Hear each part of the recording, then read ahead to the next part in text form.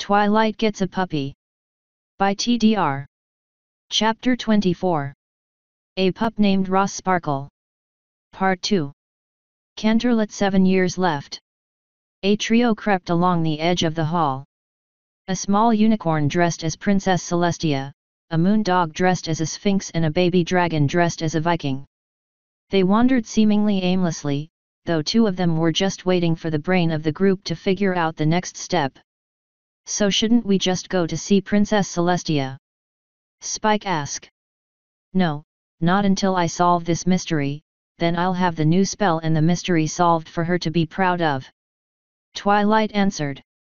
Woof. Rahs stated with a snort. He paused as he sniffed the air again, shaking his head. Nothing? I would think a nightmare monster would have a scent that sticks out. Twilight considered. The unearthly moan sounded in the halls again, causing the trio to shudder. Okay, we need to find the source of that too. Twilight muttered. Rahs considered a moment before offering his suggestion. Bark. Twilight's eyes narrowed. Seriously? I agree, the kitchen seems the perfect place to start, Spike chimed up, rubbing his belly. Why would a ghost be in the kitchen? Twilight questioned. Woof. Rahs asked. Twilight sighed, rolling her eyes. No, I don't have any other ideas. And thus outvoted, the pouty purple pretend princess, plodded on in pursuit of the pup and his pudgy partner. Asterisk. Canterlet Castle kitchen was a massive affair. Taking up the majority of the West Wing, they were loaded with the world's most modern conveniences and cooking implements. There were at least 30 ovens and 4 times as many stovetops. Doors to the royal wine cellar, a outdoor herb garden, and the refrigerated and dry goods storage rooms, that took up the rest of the West Wing, led off the kitchen's like hub. Countless servants' tunnels ran out of the kitchen as well, branching out like a spider web going to every part of the castle. In truth, this was probably a good place to start looking.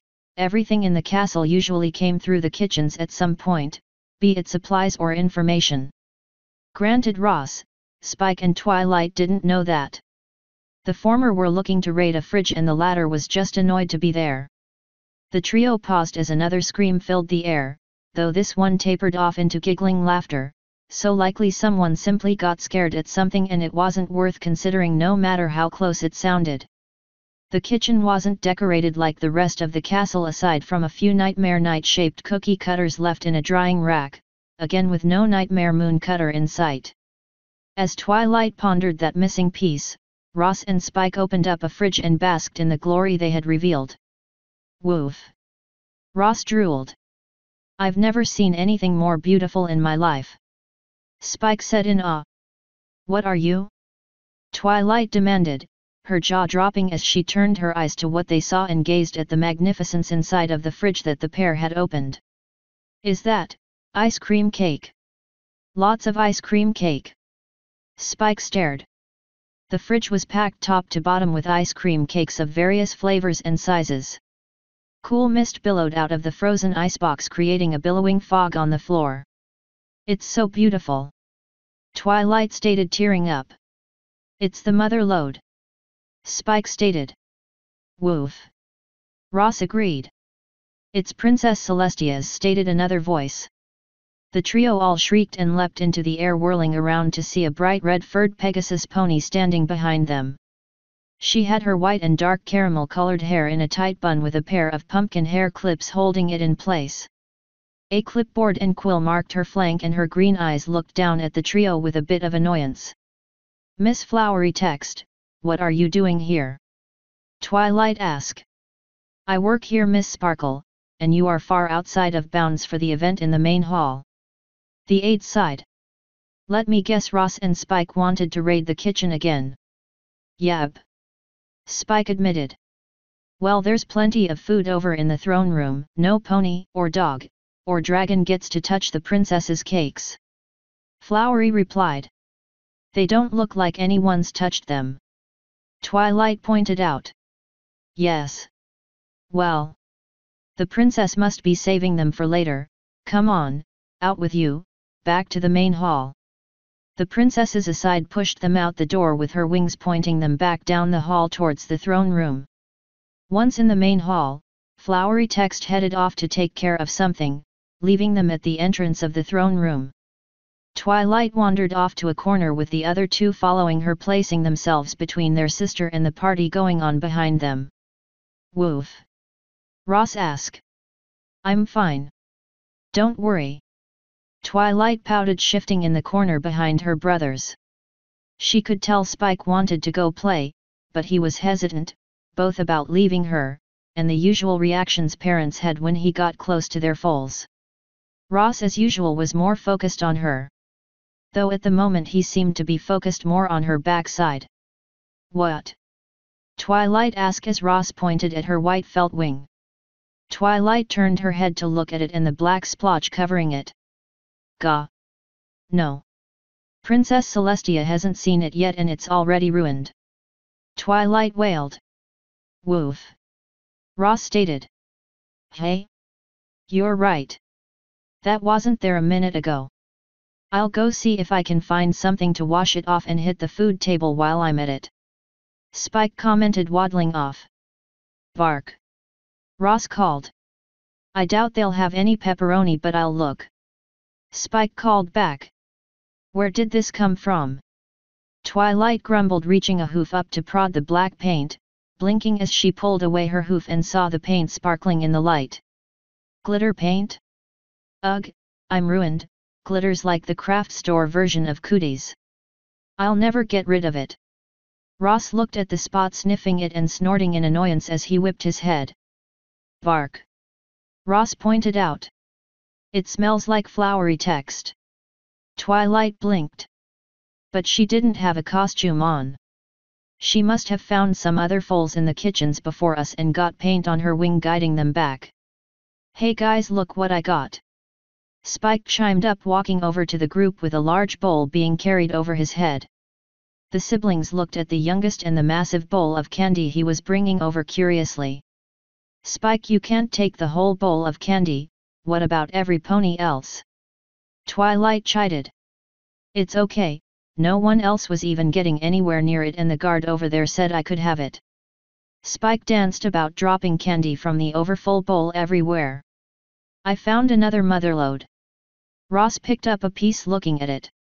He tilted his head a little and sniffed it before sticking out his tongue. "Bark!" "What?" Spike paused in his dance as Twilight picked up a fallen piece as well. "I agree, Blake." Twilight stuck out her tongue. "It's that sugar-free stuff the dentists give you. You have a whole bowl of candy no one in their right mind would touch." "Ew." Spike pouted. "Why would Princess Celestia give this stuff out?" Twilight pondered.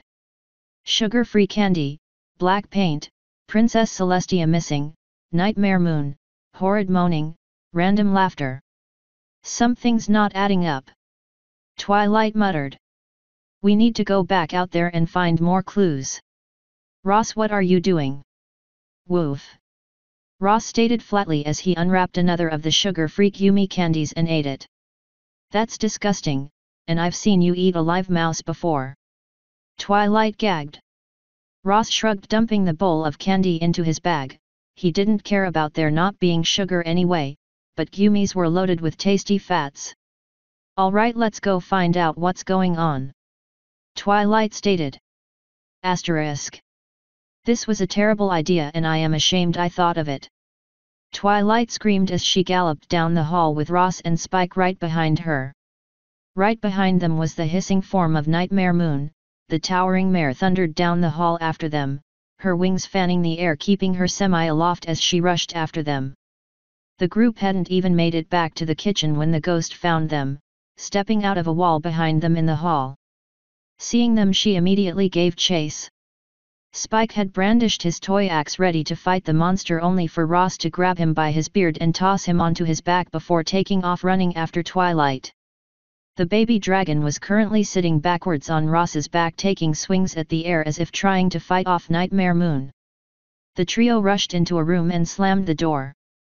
Nightmare Moon hissed and opened the door with a wing, looking inside only for the trio to open a door further down the hall and peer out.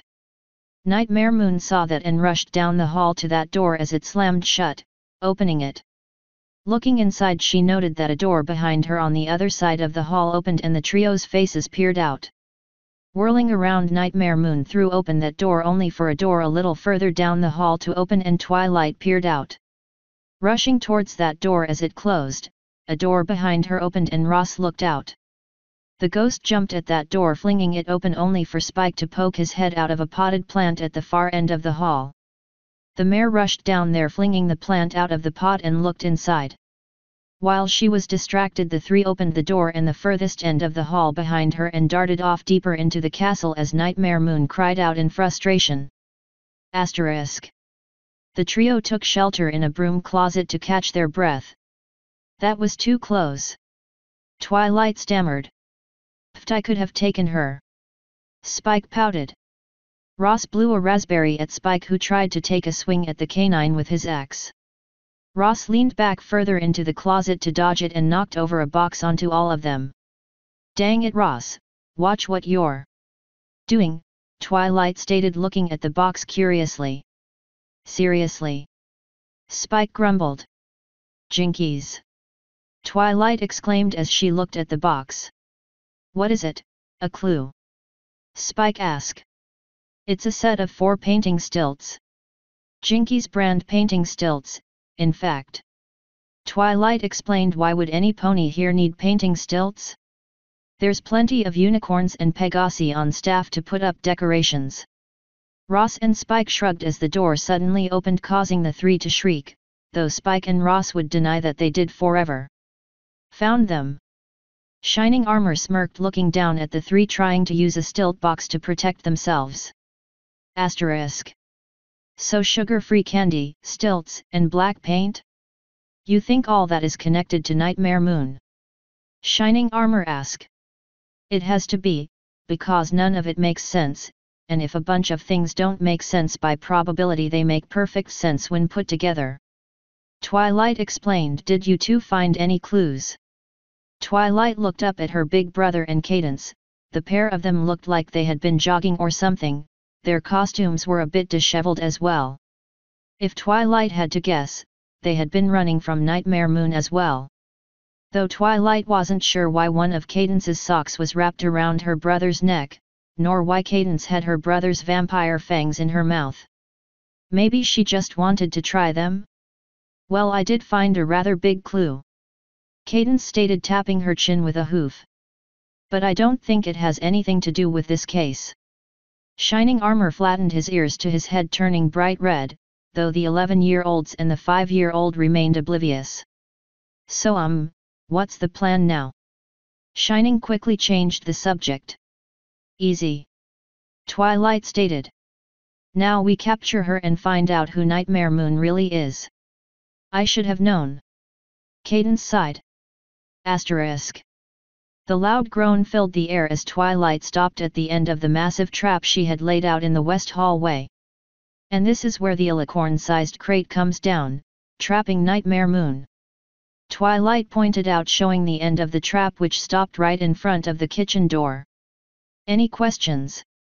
Twilight frowned as everyone raised a hoof, claw, or paw. Big brother. Twilight sighed. Where did you even get roller skates? Shining asked, looking further back at the other end of the trap. All of this, and that's what's important. Twilight demanded. Did we have to use lemon soap? It's making my nose itch. Spike complained. It's all I could find. Twilight sighed. I helped set this up and I still don't know what the flux capacitor is for. It's complicated, but it shouldn't matter unless Nightmare Moon goes over 88 miles an hour. Twilight rolled her eyes. So what do you do if Nightmare Moon didn't come down from the other end of the hall and is instead right behind you? Cadence asked calmly. Well, in that unlikely event. Twilight blinked, noting no one was looking at her anymore. Pony feathers. Run. Language. Cadence called as Rahs, Spike, and Twilight took off down the hall screaming. Nightmare Moon looked at Cadence and Shining Armor with a raised eyebrow, as neither of them were looking to start running. I'm only afraid of 3 things and you're not my mom or either one of my drill sergeants. Shining stated flatly. You have no power over me. Yet I don't feel like running, but those 3 are getting away. Cadence shrugged. Nightmare Moon sighed and galloped after Twilight and the others. Cadence and Shining watched her run off before Cadence looked at the mess around them. Well, the closet's empty now at least, shame to let that go to waste. Shining raised an eyebrow. Seriously? Well, I do have to give you back your teeth. Cadence grinned, showing the fangs she stole from him. Woof! Shining uttered as he was pushed back into the closet, his mare friend joining him and shutting the door behind her. Asterisk. Twilight screamed as she ran down the hall. Rahs bounded after her, Spike sitting on his back. Nightmare Moon flew after the trio, cackling madly. Spike was clinging to his brother's back, swishing his axe at the charging mare behind them. Twilight and Rahs yelped as they hit the patch of lemon soap, skidding over it, while Nightmare Moon simply flew over the trap.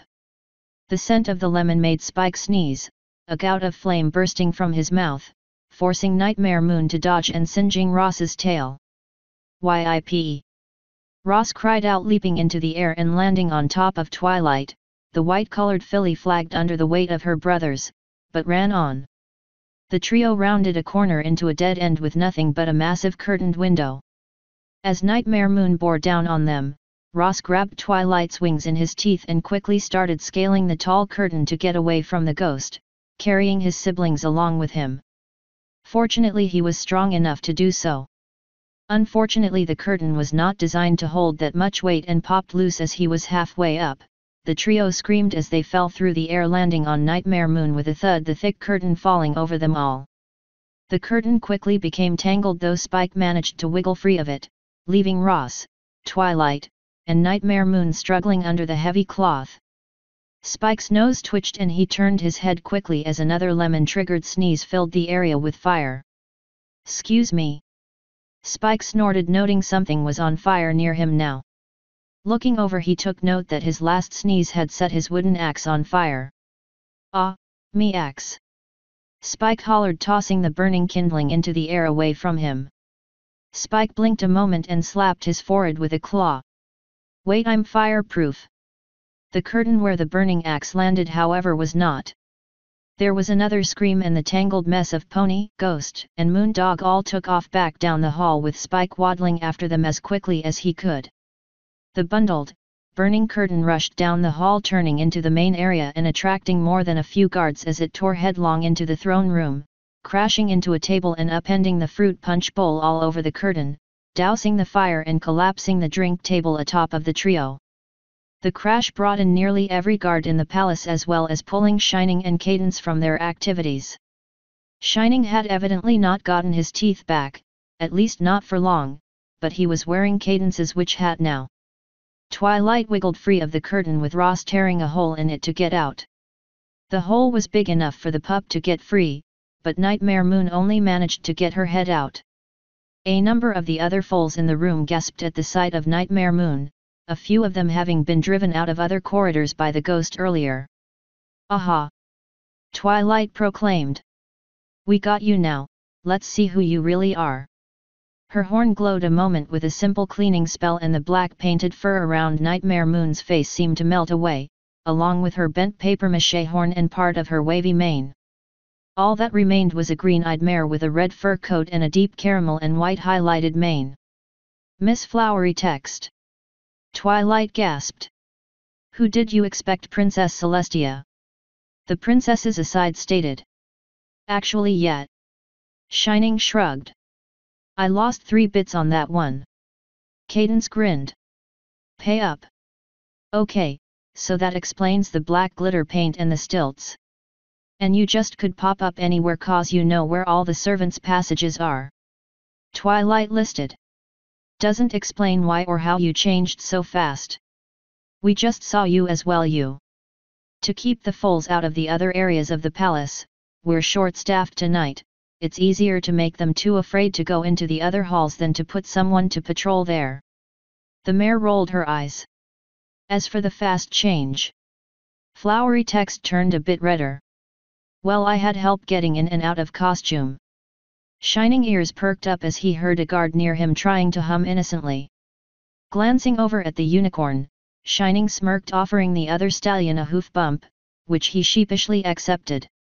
Right, we caught you red-hoofed. Guard, arrest her. Twilight demanded. On what grounds? She was making our job easier. One of the guards asked. Pretending to be Nightmare Moon. Twilight answered.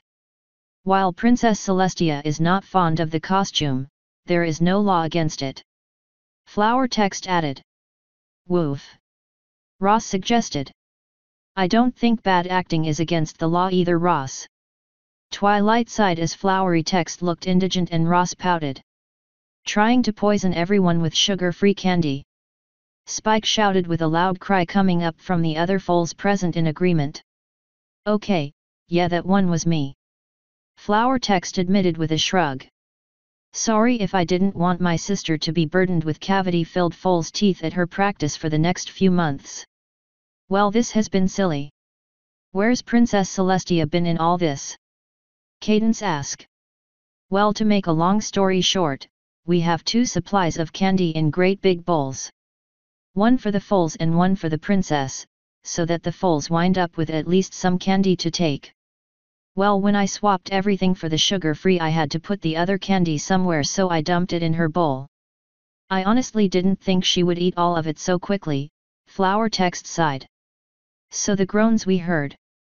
Shining Armor considered.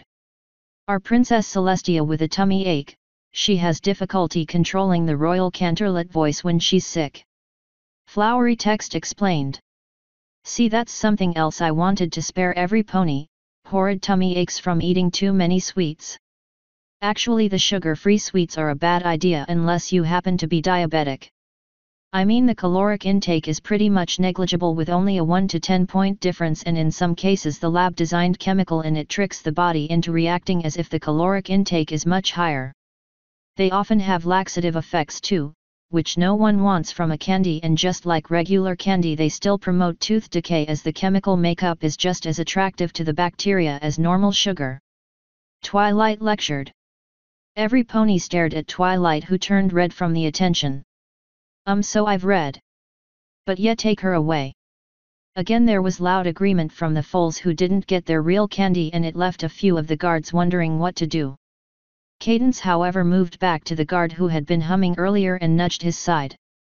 You heard them, go ahead and take the bad girl away. Cadence nearly purred. The guard blinked and showed he was quick on the uptake as he pressed forward past the other guards. I got this, guys. All right, Flower text, you're coming with me to pay for your crimes, he stated loud enough for everyone to hear, noting the foals cheering and the sudden blush around the face of the painted Pegasus as she realized who was carting her off. Once those 2 were out the door, Shining leaned over to one of the other guards there with a smirk. Think there will be a problem covering his part of the shift? Night's almost over, should be fine. The other guard chuckled. Steel Tail could use a bit of a break anyway. Okay, Cadence said. I know there's another bag of candy in the pantry, so I'll go get that and we can wrap up Nightmare Night with the tribute to the real Nightmare Moon. This brought a round of cheering from the foals. Asterisk. Hours later, Shining Armor and Cadence trotted back towards the Sparkle household. Spike was passed out on Cadence's back and Twilight was barely holding on to wakefulness on her brother's back. Rahs was happily plodding along, still a bundle of energy, even after having ditched all the sugar-free candy he took once he heard about the laxative nature of it. Well, that was an eventful night. I'm surprised Twilight was willing to hang around so many others in the party for so long. Shining Armor chimed up. Well, she, Rahs and Spike were the heroes of the hour. She caught Nightmare Moon, brought back the real candy and made a huge mess. Cadence chuckled. Foals love that sort of thing. True. Still, something's nagging me. Not sure what it is, but didn't we forget something? Shining considered. Really, like what? We've got all 3 of your siblings and they have a ton of candy. The only thing we missed was Princess Celestia seeing Twilight's costume. Cadence smiled. And I'm pretty sure Twilight is going to wear it to her class tomorrow anyway. Yeah, I guess you're right. It can't be that important. Shining shrugged. Asterisk. In the dark corridors of the castle, approximately in front of the kitchen, a very large crate sat on the floor, rattling occasionally as something inside of it moved. Hello? Is any pony there? A voice called from inside the crate. Sick princess in here. I just wanted some water. And maybe a bit of cake. Hello? The crate rattled again. Is anyone there? Guards? Flowery? Flowery, if this was set up to keep me from my cake, we will have words. Hello? Any pony? Celestia called. After a few more moments of no response, there was a deep sigh from inside the crate. Where did they even get the roller skates? Author's note. And there we go, that concludes the Nightmare Night special. I can get back to the actual story now. Not bad for being written in a few hours on Halloween, eh? I have no life. Anyway, the running joke reappears and more young trio cuteness from the disaster trio. Also, I will admit that the entire special came about from the big clue joke told by Cadence. That was the joke that started the whole thing. I regret nothing. End author's note. End chapter 24, A Pup Named Rahs Sparkle. Part 2.